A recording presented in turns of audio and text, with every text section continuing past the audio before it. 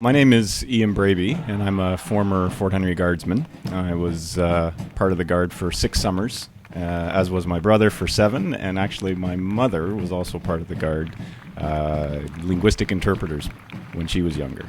Fort Henry is a UNESCO World Heritage Site as well as a Parks Canada National Historic Site, so it has an awful lot of historic significance, especially to Canadians.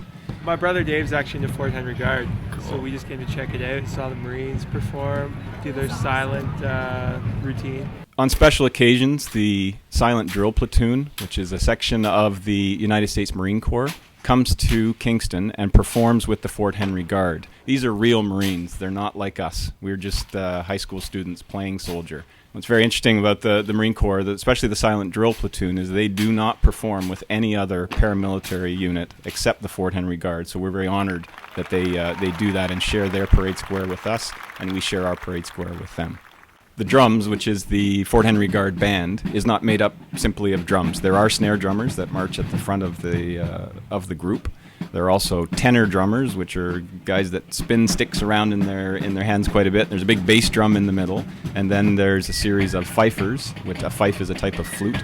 And 4 of those fifers are different than the rest because they also carry a bugle on their right hip. And all the music that's played would be contemporary for the time, but old British military tunes like Rule Britannia and British Grenadiers.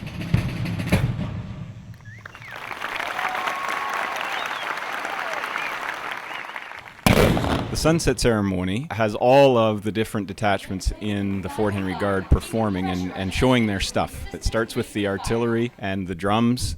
The next segment would include the infantry, where they walk up and down the parade square, as it's often described, showing again the drills that they would have performed and practiced to ready themselves for battle, which is how the ceremony ends with a mock battle showing how the infantry and the artillery would work together to repel an enemy.